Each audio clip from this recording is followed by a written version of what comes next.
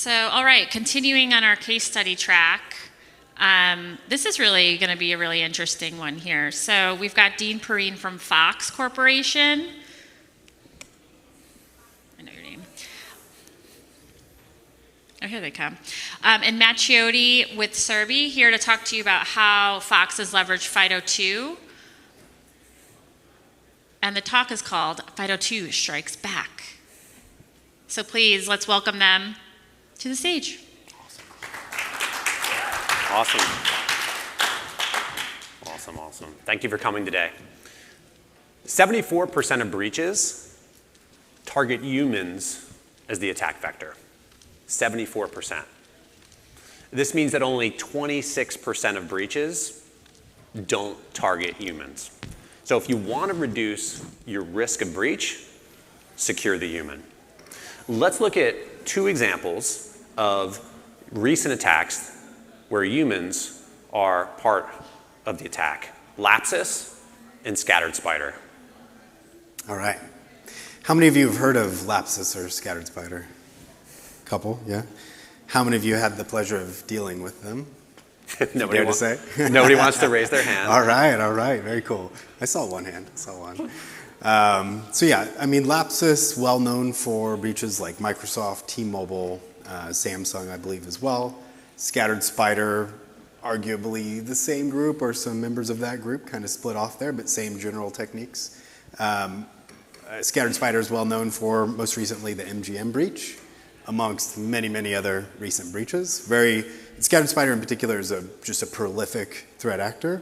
They're attacking tons and tons of organizations right now, every single week, more and more orgs. They're both experts in social engineering. One of the main tactics leveraged by Scattered Spider is social engineering, right? Not terribly advanced from a sophistication standpoint, but really, really annoying because they leverage a weak point, right? Humans as a weak point. One of the things they do is they'll send out mass text message campaigns to employees because they know that IT staff can't block text messages for the most part. It bypasses any filters. These texts go out, they have links in them.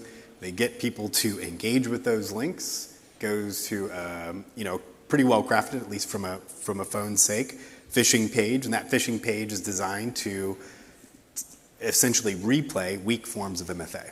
So if you're using OTP, especially if you're using SMS, and yes, even push, right? And so it'll replay any of those into the site and authenticate the threat actor. So essentially the threat actor is just taking advantage of these weak factors, and they're not even afraid to pick up a phone call, or to pick up the phone, call a user, and try to solicit a password or pretend to be the help desk, or even just, in MGM's case, apparently, just social engineer the help desk, right? Call, pretend to be a user, get a factor reset, and move forward. I think the top line here is that in a lot of the breaches that I've seen and things that I've dealt with in relation to this threat actor is that if you would have had a strong factor in place, such as WebAuthn FIDO2, it would stop a good majority of the attacks, assuming you have a good process in place to make sure those factors don't get reset as well. But they're really abusing weak factors. So this issue specifically around Lapsus and the Lapsus attacks that have taken over the last 6 to 12 months rose to the level that the US's Cyber Safety Review Board, the CSRB, released a special memo in just August of this year. And they released their findings and their recommendations in it. I highlighted there's two things I want to call out. Number one, they said that the way that multi-factor authentication is implemented today is woefully inadequate for both organizations as well as consumers. So that was the first point. Now the second point, and this is really the reason that all of us are here, they said the most resilient defense, guess what, was hardware-backed FIDO2. So everyone agrees that moving forward, FIDO2 is the best path to avoiding those 74% of breaches. Now in the case of MGM and Lapsus, Dean, question for you. So if FIDO2 was used, would those attacks could they have been potentially completely avoided? Yeah, I think a couple of things. I think one, if you have FIDO2 WebAuthn, that will stop that'll take off the table a huge portion of what they do, right? Which is the message campaigns and just being able to steal these factors and replay them and authenticate. That will kill a lot of it. That being said, you still need to make sure that, one, you have a process in place to make sure that factors can't get reset through the help desk very easily. You do a verification process. And two, what Scattered Spider does as well is they'll just go on the dark web and they'll buy sessions, not credentials, but they will buy your session, cookie sessions, right? And they'll be able to plug those in and go straight past all authentication. And so they're just already off. Regardless if you have FIDO2 or not, they're just off, right? And so in that case, you'll need to make sure you have additional layers of security, things like continuous auth and posture checking, past that. So post-auth security controls. Now, the session before us, interestingly enough, the title was Getting to Passwordless in 40 Days. I think that was the title. Now, Dean, you guys have been on this journey to FIDO2, probably a little bit longer than 40 days. But why don't you walk us through the journey? What did that look like? Yeah, impressive in 40 days, I think. So our journey to FIDO2 essentially looked like, well, I mean, first things first, we need to get all of our applications into some sort of identity provider, right? It's pretty obvious. Get the apps in. You have a single point where you can then apply authentication measures. We then implemented risk-based authentication. In our case, we use Okta, right?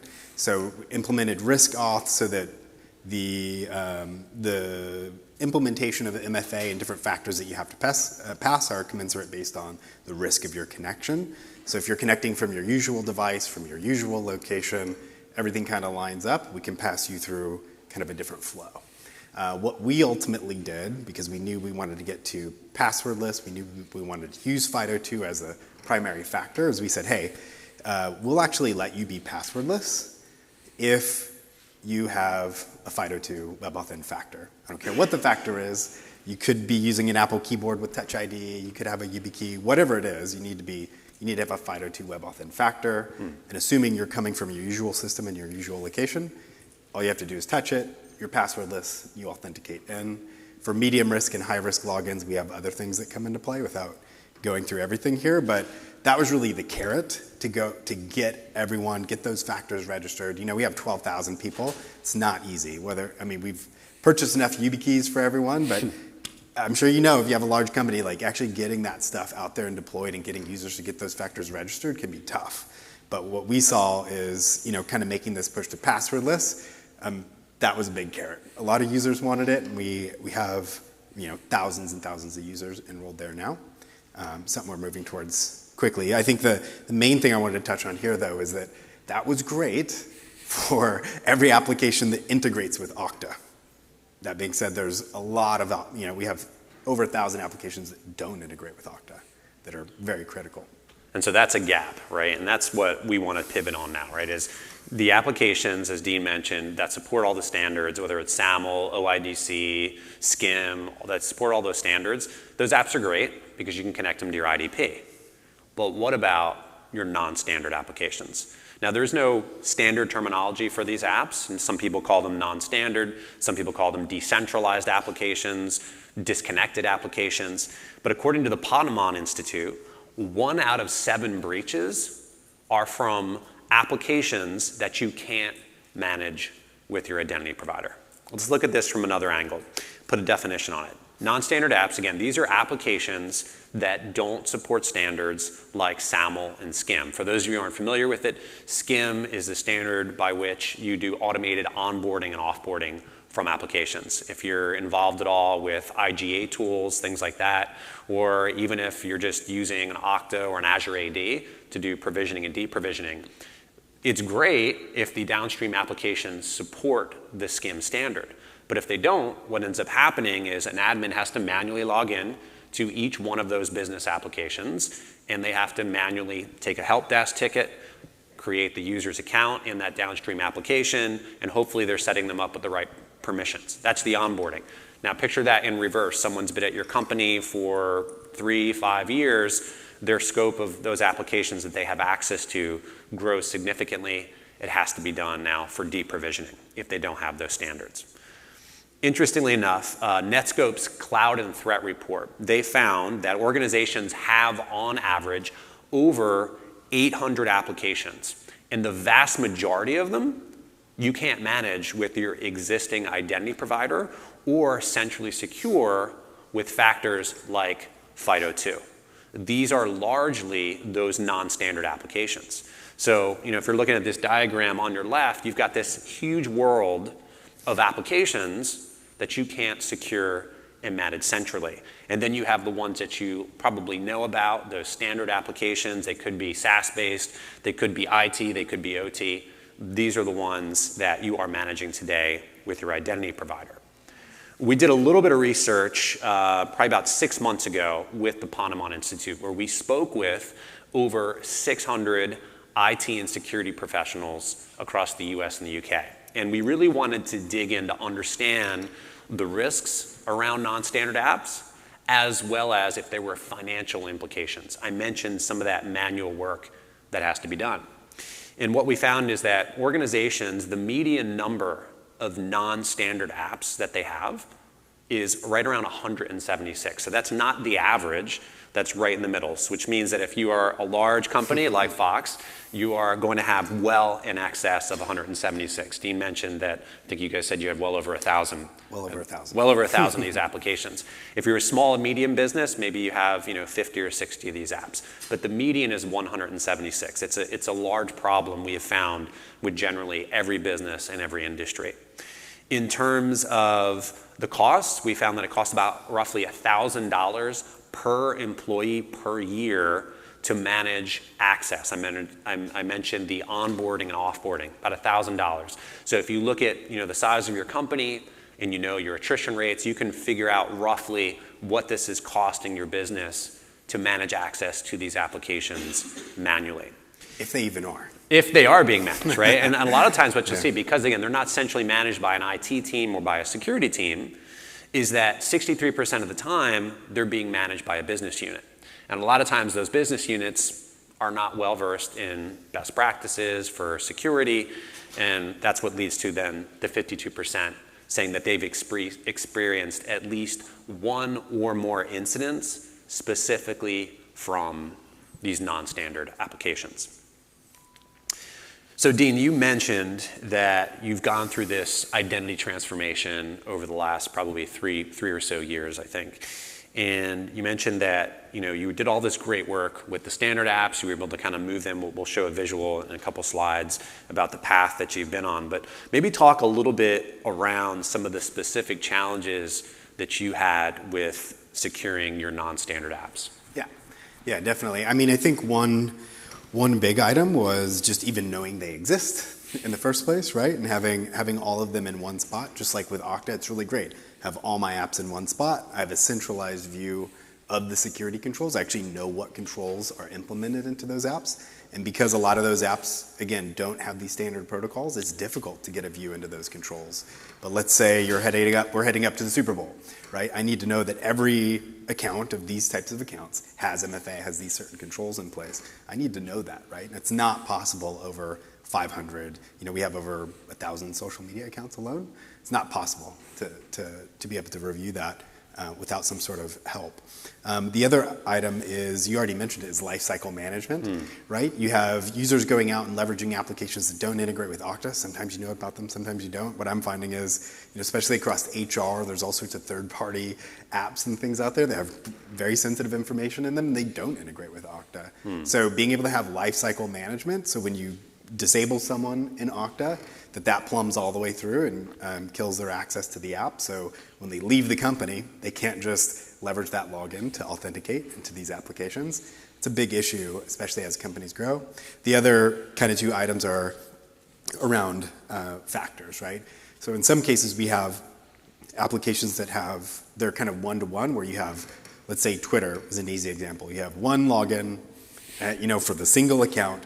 But we can have up to 100 people that need to log into those accounts. You have brand management, third parties, all sorts of people that need to log in. How do you share multi-factor across those? Well, historically, teams have done a lot of weird stuff to try and make that work.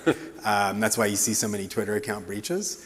But being able to aggregate that and properly share MFA, I know it sounds weird, but you just have to with those types of applications, was super, super critical. And the last one, of course, is layering in FIDO2 on top of that, especially for apps that don't natively support it. So if we want to look at this, what this means for your organization, there's essentially 3 high-level identity-based gaps that you need to fill. Auth-N, Auth-Z, and posture management. Let me just touch briefly on each one of these. These are the gaps that you specifically need to address when it comes to non-standard or non-federated applications. Again, on the left-hand side of the screen, you've got the whole world of non-standard applications. And again, a lot of times the question people often ask me is they say, hey, I assume these non-standard apps, they're just legacy apps, right? And they're on-prem. No, that's not it. It could be IT, it could be OT, but there are also a lot of quote-unquote modern SaaS applications that don't support the standards. Now, I'm not talking about tier 1, like the 365s, the ServiceNows. They support all the standards. But when you look at specific industry-based applications, a lot of times you look at healthcare, finance, there is a lot of these very popular applications that don't support those standards. So things like authentication that you have to fill is, again, Dean mentioned, how do you extend FIDO2 factors to those applications? Under Auth-Z, provisioning and deprovisioning access. And from a posture management standpoint, most of these applications are going to be username and password based. So how do you make it, if you have, for example, a password policy, how do you rotate passwords on those downstream applications? These are the gaps that you need to be able to fill when it comes to your non-standard applications. So this is kind of a compilation slide where we're looking at kind of the journey that you've been on at Fox over the last 3 or so years. And one of the things that we mentioned, and I think I actually skipped on the last slide, so let me go back, is, my company, Serbi, that I represent, the business that we're in is extending the capabilities of your existing identity provider to all of those downstream applications, those non-standard applications. And so we sit between the non-standard apps in your IDP, whether it's an Azure AD, a SailPoint, an Okta, et cetera, and extend all of those native authentication, authorization capabilities to those downstream applications. Dean, in terms of your journey, you guys have been on this journey where you went from a place where you had different Active Directory sources all over the place, and you've cleaned things up quite a bit over the last 3 years. And you're now at a point where you're using Serbi for using your non-standard apps, and you're also getting it working with FIDO2. What would you say has been really the biggest impact after rolling this out? Yeah, I think, again, just to kind of cycle back on something that I touched on earlier was just flat out visibility, right? We now have hundreds and hundreds, I think over 1,000 applications that are now in visibility. I can see the security settings that are applied to them. I can push changes to them, like rolling credentials, and I have lifecycle management across them. There's an extreme reduction in noise from issues that have popped up in relation to those applications. And so that's really helped out a lot. You're not putting out fires for these random apps that you haven't heard of. And we have answers, right? We had business teams coming to us and wanting to comply with corporate standards, and you just have nothing to give them. So now we actually do, and that's been really positive. And an update to the number here, a quick update, we do have over 7,000 users now in FIDO2 with factors registered. Awesome. We've been moving fast. So That's great. Now, typically, when security teams roll out new security tools, usually the reception from the business is typically pretty like, pull back. You're trying to make me do my work differently. It's hard to use. What's been the reception with this rollout? Yeah, I think this one's been unique, right? Because like I said, we had business customers, internal customers coming to us, asking us how they could do things, right? And so as soon as we introduced them to Serbi and the fact that it could take all this stuff off their plate, they're not managing things outside of Okta. All they need to worry about is the fact that they can log into Okta, they can click on it, and they go straight into the app. Everything behind that, whether this bespoke app uses SMS-based MFA or whatever it is downstream, that can all be automated away. So we've actually had business folks running this themselves. So they get a hold of it, and they're now onboarding 200 applications just on their own without us needing to get engaged. So the scale has been quite impressive of how quickly it's gone. And it's one of those unique situations where I feel like you could sell this really to straight to an internal team, a non-technical team, like a marketing team, just as easy as you could to the InfoSec team. And so for us, it's just a win-win, right? Because they're interested in it, we're interested in it. We have a mutual alignment on the outcome here. I love that. I love that. So where are you going in the future with Serbi and FIDO2? What does it look like? Yeah, so a big thing that we're working on right now, as I mentioned, right, with the scattered spider stuff, a big item is kind of post-auth controls. So what we're working on right now is integrating posture checking and a lot of continuous auth stuff outside of just the initial auth and the lifecycle management and things like that. So posture check is just a big push, and we're just grinding our way through right now. That's awesome. All right, so let's wrap this up. I know our time always goes super fast. So a couple things that you can do, and obviously these time frames are highly relative to the size of your company, but certainly something that you can do this week is read that full Ponemon report. I'm going to have a QR code that you can scan here, and you'll be able to get a link to that full report. So you can read that this week. Over the next 30 days, Dean mentioned that one of the real clear-cut use cases around a non-standard application would be corporate use of social media. So if you think about your company, think about who's managing, it's usually the marketing team or a PR team, who's managing access to the corporate Twitter handle, Facebook Business Manager, et cetera. You can ask the marketing team, ask them this question. Just curious, like, how are we managing access to our corporate social media accounts? You'll probably get a sheepish response, a lot of people looking down spreadsheets, maybe, maybe they're fancy using a password manager, maybe. That's a great place to start.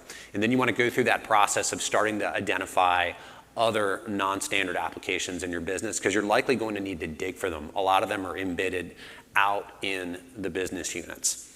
And then over the next 90 days, you can start adding, as you discover those non-standard applications, you can start adding them to your risk register. It's important that you do that because it allows you to build the business case for actually building a risk mitigation plan for those non-standard apps. And then you can explore processes and solutions, hopefully like Serbi, to help extend your IDP and FIDO2 to those non-standard applications. There's the QR code I mentioned. If you want to learn more about Serbi and how we can help you extend FIDO2 to non-standard apps, feel free to stop by our booth. Thank you.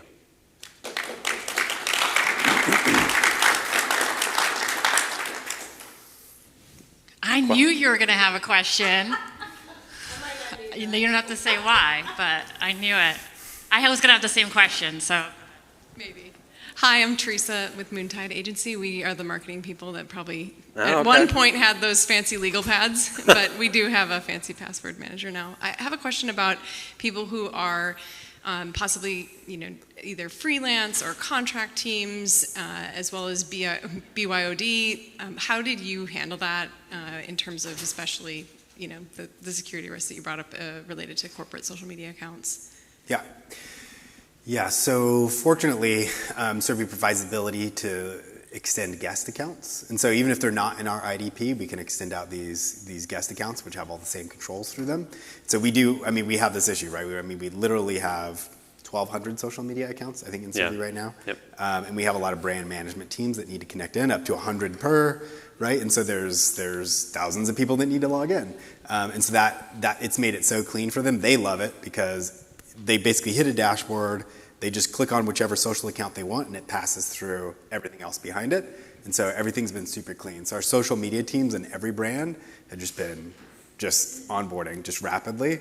I don't even want to talk about how they were trying to manage things before that, but... And is it pretty transient? Because a lot of those roles are transient. They know best, but from what I see, either we roll them into the IDP because they are working with us all the time and they're like a permanent fixture for us, or it's just these guest accounts things. But the nice thing is that we don't have to get involved and IT doesn't have to get involved. The business can handle it themselves. And that's the biggest issue is like with a lot of this stuff, the business was getting frustrated because they can't move fast enough with IT, whether it's generating a random email address for the social account, right? People would go out and they make a Gmail address or something just to get the social account up. We'd want to in a real Fox email, but it takes a week to get that plumbed through IT. With Serbi, it can dynamically generate an email address that's against our tenant. Same with a phone number it can generate. And so everything is tied back to us. So if anyone leaves the company, there's none of these emails floating out there, none of this weirdness. I mean, I can't tell you, they had a social media team, they had like 5 phones and Gmails. I'm like, no, we're not gonna do this. You laughing, I think that's probably a lot of what you deal with then. Can you? She's got a stack of phones. Or Google Voice was a big. So there are some, to like Teresa's point, like there's some social media types like LinkedIn and Facebook that require you to have a personal account that's then tied to like Ads Manager, for example.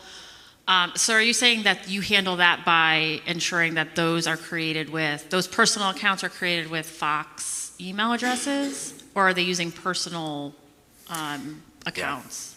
Yeah, I mean, everything gets tied. Essentially, the value there with Serbi is that we're making it so that we're rectifying that personal account that's being used is then tied back to also a corporate ID. Okay. Right? So no one has to know. Okay. Because that's that's sort of the bane of existences for a lot of us, because I personally don't want it to be tied to our personal accounts. That's first right. of all. That's right. And my second question is, at that point, can you mandate like a certain type of factor for certain like privileged users to have to use? Like, for example, like, all right, you run the Ads Manager and you're dealing with enough money where we want you to use like a YubiKey and not like a different kind of authentication factor. You can define that. You would define that back up at the IDP IDP layer. Okay, so it's absolutely. whatever Okta supports at this point. Azure you can, AD, whatever, right, okay. whatever SailPoint, whatever you define in that policy, you can do that. And I can show you, if you want to stop by the booth, I can show you what that looks like. All right, cool. The super awesome presentation. Thank you so much. Awesome. Yeah, Thank you. Really, really great. So we are breaking for lunch. So we have lunch over at the Luna Expo Hall. But Women in Identity are also hosting a lunch if anybody's interested in learning more about what Women in Identity are doing with their International Identity Code of Conduct. It's in Seoul 4, so feel free to stop by there too. So have a good lunch. We'll see you back here in a little while.